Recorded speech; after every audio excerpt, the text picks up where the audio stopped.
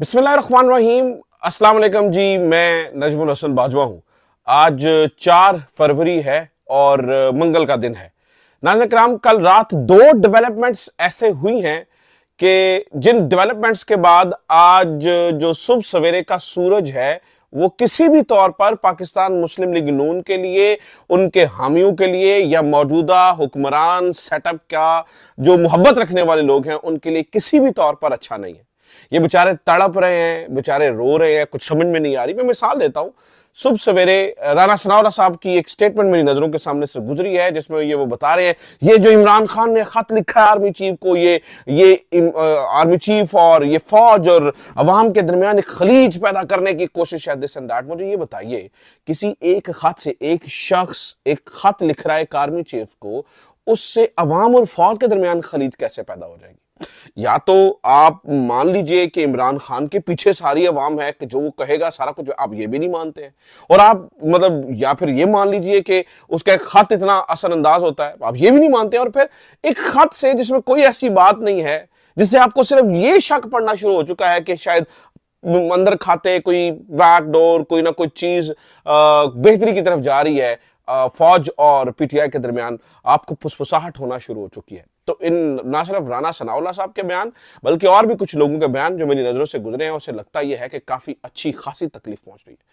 एक डेवलपमेंट इमरान खान का army chief को खत, और अब उसका वो सारी तफसील सामने आ चुकी है। पहले तो नुकात सामने आए थे, किस किस के ऊपर बात हुई, वो मुकम्मल तफसील सामने आ चुकी है। उसके बाद गंडापुर का रात का नदीम मलिक के साथ प्रोग्राम, इस प्रोग्राम के अंदर कुछ ऐसी बातें हुई जिसके अंदर पूरी एक वाजे बात जो है वो नजर आ रही है, जिसमें ये तक लिटरली कहा गया है कि 99% मामला हल हो चुके हैं, जिसके अंदर यह भी बताया गया है कि अगले 1-2 दिनों में दोनों तरफ दोबारा से मुलाकातें होने जा रही हैं। ये हुकूमत वाली मुलाकातें नहीं बल्कि पिछले खाते की मुलाकातें, जो बैकडोर मुलाकातें हो रही है, जिसमें यह भी बताया गया है कि इस बार जो पीछे हटा वो मुल्क के लिए अच्छा नहीं होगा। यानी कि गंडापुर ने यह भी कहा कि मैं देखिए इमरान खान के साथ जो कुछ हुआ, इतना जुल्म हुआ, उसके बावजूद भी वो 2 कदम आगे बढ़ रहा है। अगर इस बार जो भी पीछे हटा वो मुल्क के साथ वफादार नहीं है, यानी कमिटमेंट्स की गई हैं। यह भी बता दिया गया है कि किस तरह की कमिटमेंट्स, मैंने इससे पहले आपको खबर दी थी, मैंने आपको बताया था इमरान खान को इस तरह से सीधा सीधा तो रहा नहीं किया जाएगा। तो उनको जो टेबल पे उनके सामने ऑफर्स पड़ी, उनमें यह है नथिया गली, सीएम हाउस या बनी गाला या Zaman park, wherever Imran Khan wants to go, वो कुछ अर्से के लिए जाए, अपने आप को कंटेन करें वहां पर। बिल्कुल अगर इमरान खान सीधा बाहर निकलते हैं, यानी कि अडयाला से उनकी रहाई होती है, तो वो इतना बड़ा क्राउड हो जाएगा, इतनी बड़ी ज्यादा आवाम आ जाएगी कि वो संभाला ही नहीं जाएगा। इमरान खान संभाला ही नहीं जा सकता है, तो लिहाजा इमरान खान को एक खास तरीके से रिहा करना जरूरी है। तो जो अभी नेक्स्ट स्टेप आएगा जिसके अंदर इमरान खान को कहीं भी शिफ्ट किया जाएगा, वो रिहाई का पहला मरहला होगा, वो रिहाई का पहला, तो यानी कुछ दिन वहां पर रख के मेल मुलाकातें होना शुरू हो जाएंगी, तस्वीरें आना शुरू हो जाएंगी, कुछ ना कुछ इस तरह का चलना शुरू हो जाएगा। तो दूसरा मरहला ये होगा कि फिर आहिस्ता आहिस्ता आहिस्ता आहिस्ता एक्सपोजर दिया जाए और अवाम इमरान खान से। तो ये यानी 2-4 ये ऐसी डेवलपमेंट्स हैं। और फिर रात कासिम खान सूरी की गुफ्तगू हो या बहुत सारी ऐसी चीजें हैं जिससे अंदाजा होता है कि जो इस वक्त तहरीक इंसाफ का कॉन्फिडेंस है वो बुलंदियों को छू रहा है, यानी कि वो कासिम खान सूरी ने तो बहुत ही क्रीज से निकलकर गुफ्तगू की है ना। तो मैं ये सारी डेवलपमेंट्स आपके सामने रख देता हूं।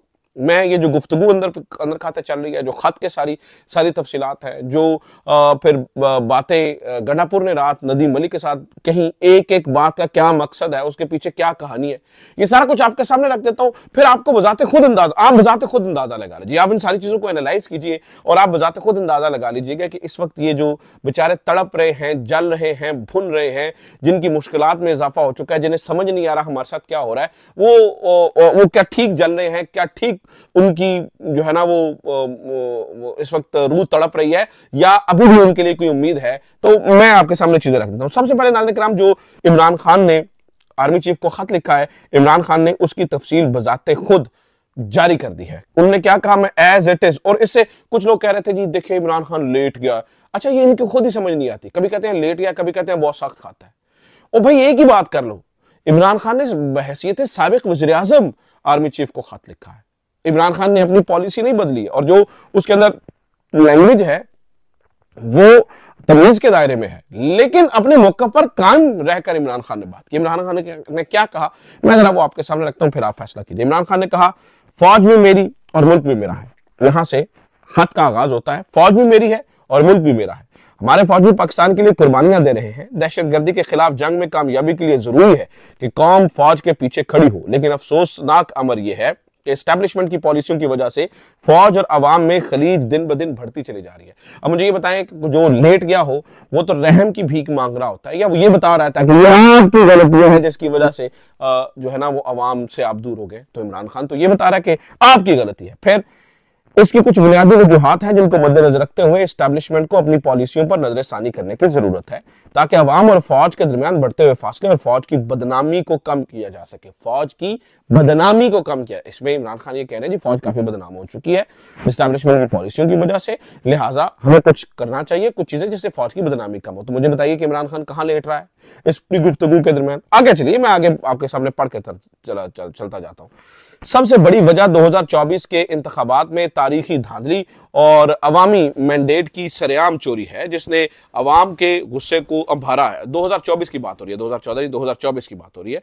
तारीखी धांधली और अवामी मैंडेट की सरेआम चोरी है जिसने अवाम के गुस्से को उभारा है। जिस अंदाज में एजेंसियां प्री पोल धांधली और नतायज कंट्रोल करने के लिए सियासी इंजीनियरिंग में मुलव्वस रही, इसने कौम के एतमाद को शदीद ठेस पहुंचाई है। सिर्फ 17 नशिस्तें जीतने वाली पार्टी को इक्तदार देकर उर्दली हुकूमत मुल्क पर मुसल्लत कर दी गई। तो कहा जा रहा है भाई 17 सीटें थी, आपने उनको बिठाया है हमारे सरों के ऊपर। तो मुझे ये बताइए कि इमरान खान यहां पर कहां पर, इमरान खान आपको कहां लग रहा है कि लेट गया? कहीं नजर आ रहा है कि इमरान खान लेट गया इस मामले पर? आगे चलिए। दूसरी वजह 26वीं आईनी तरमीम है। जिस तरह 26वीं आईनी तरमीम के जरिए अदलिया को कंट्रोल करने की गरज से मुल्क में आइन और कानून की धज्जियां उड़ाई गई हैं और इसके खिलाफ पाकिस्तानी अवाम में शदीद नफरत पाई जा रही है।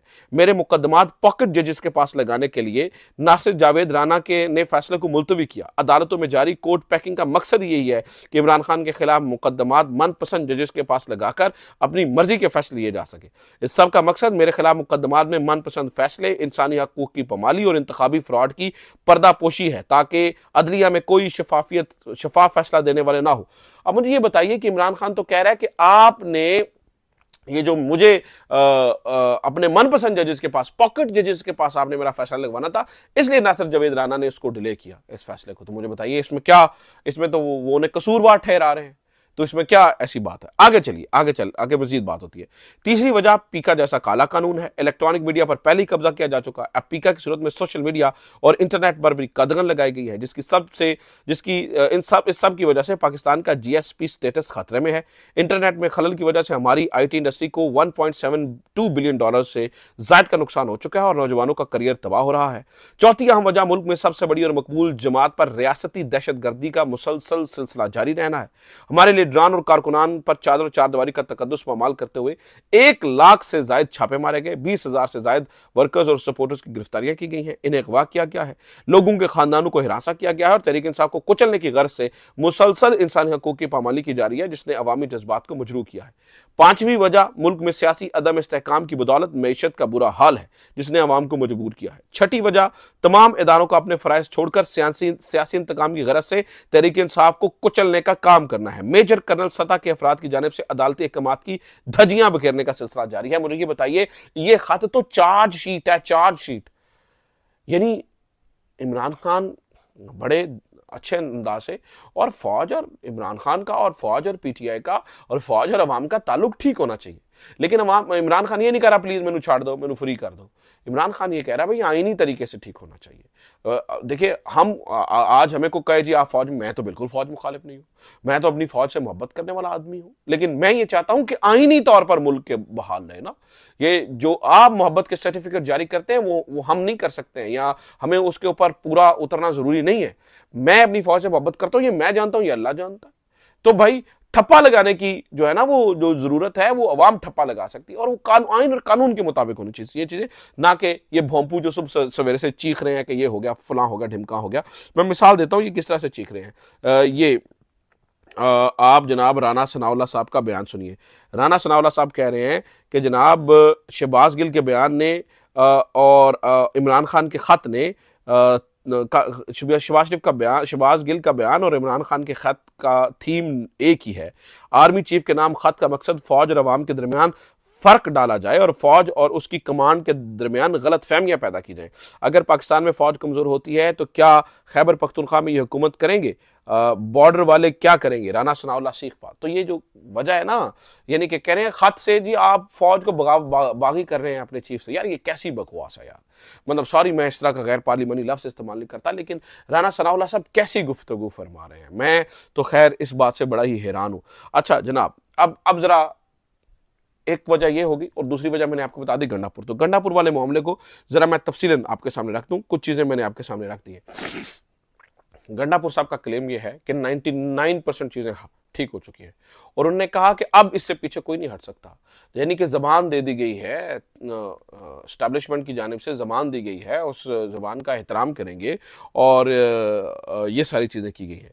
अच्छा जनाब ये सुनिए वो क्या कहते हैं। गंडापुर साहब ने मजीद ये कहा कि अब इससे उन्होंने कहा जी मुल्क के लिए जो बेहतर होगा वो करेंगे। इन्हें लगता है कि कुछ लोग कहते हैं जी आप बड़े सॉफ्ट स्पोकन है, तो मैं हार्ड लाइनर हूँ, मैं जो है ना वो पार्टी की बात करता हूँ। उन्होंने कहा जी पहले ये हमें हल्का ले रहे थे, लेकिन 4 अक्टूबर को जब मैं डी चौक गया तो उन्होंने कहा ये तो आ सकते हैं। इमरान खान को हटाने के बाद जो बर्बरियत हमारे वर्कर्स के साथ जो मुजालिम किए गए, इसके बावजूद हम सर्वाइव कर गए। मैं अपने वर्कर्स को सलाम पेश करता हूँ। उन्होंने ये भी कहा कि एस्टैब्लिशमेंट से मीटिंग्स में अपने मौक़िफ़ पर बात करता हूँ। आर्मी चीफ से मुलाकात में तमाम सियासी जमातें शामिल थी। मैंने उधर एक जुमला कहा, if you have gun in your hand then I have gun in my hand, so we can talk on reasons. कहते हैं जी मैंने कहा अगर आपके हाथ में बंदूक है तो मेरे भी हाथ में बंदूक है, तो हम we can talk on reasons now. ये उन्होंने कहा जी मैं जो है ना वो अपनी पार्टी के ऊपर बात करता हूँ। मैं इसी महीने बातचीत के लिए वफ्द अफगानिस्तान भेजूंगा, ये भी उन्होंने कहा, जो जिरगे की शक्ल में बातचीत आगे बढ़ाएगा। तो उन्होंने कहा जी हम वहाँ पर भी मामलात को ठीक ठाक कर रहे हैं और चीज़ों को जो है ना वो बेहतर करने की कोशिश कर रहे हैं। इस तरह से नाज़रीन किराम मैं आपको बता रहा हूँ शहबाज गिल के बयान और कासिम सूरी तो बहुत ही सख्त रात को बातें की हैं। मैं बहुत सारी चीज़ें शायद उस तरह से ना चला सकूं, सेंसर कर दूंगा, लेकिन मैं आपके सामने बताता हूं कि उन्होंने क्या क्या कहा। उन्होंने कहा जी अगर मैंने इमरान रियाज का साथ दिया है तो मैंने हक और सच का साथ दिया है। ये लोग इसको बीमार करके लोगों को डराना चाहते हैं। इसका जुर्म क्या है कि उसने कत्ल किया या उसके पास एटमी राज है। उन्होंने कहा जी हमें किसी ट्रंप की कोई उम्मीद नहीं है, हमें अल्लाह से उम्मीद है। हम सिर्फ ये कहते हैं आलमी दुनिया पाकिस्तान में जारी इंसानी हकूक़ की खिलाफ वर्जियों के खिलाफ आवाज़ उठाए। उन्होंने ये भी कहा कि जनरल आसिम मुनीर साहब के पास कोई टीम नहीं है। उन्होंने ये कहा कि वो किसी पर एतबार नहीं करते, बस एक मोहसिन नकवी उसे मिल गया है। पहले वज़ीर आला बनाकर जुल्म करवाया, फिर सेनेटर, वज़ीर दाखिला और चेयरमैन पीसी बना दिया। वो अब मोहसिन नकवी को कह रहे हैं वो बंदर है, कभी वो अमेरिका में जलील होता है और कभी कहीं और। ये कासिम खान सूरी साहब बयान कर रहे हैं। इतनी सख्त गुफ्तगू, बहुत सख्त गुफ्तगू जो है वो नाज़रीन किराम जारी है। उन्होंने कहा जी हमारा दिल मुतमिन है, हम उस बंदे का साथ दे रहे हैं जो ना कभी झुकेगा और ना ही डील करेगा। इमरान खान इनको इबरत का निशान बनाएगा। ये तो चाहते हैं कि इमरान खान किस तरह निकल जाए ताकि ये डील का तासुर दे सके। इसके अलावा मैंने कहा बहुत सारी ऐसी चीज़ें नाज़रीन किराम जिन्हें मैंने बीप कर दिया है, क्योंकि बहुत ही सख्त बातें जो है वो की जा रही हैं। तो हम यहाँ पर देख रहे हैं कि इस वक्त पीटीआई का कॉन्फिडेंस थोड़ा सा बुलंद है। पता चल रहा है कि कोई ना कोई बातचीत और कोई ना कोई हल निकलने जा रहा है। इमरान खान की रिहाई की अब जो है वो इस्टेब्लिशमेंट वो कह रहे हैं जी गारंटी ले रहे हैं। 99% मामला तय हो चुके हैं। सो देखते हैं चीज़ें किस तरफ जाती हैं। लिहाजा ये जो जल भुन रहे हैं इसके पीछे बेशुमार वजूहात है। अपना ख्याल रखिए। खुदा हाफिज़। पाकिस्तान जिंदाबाद।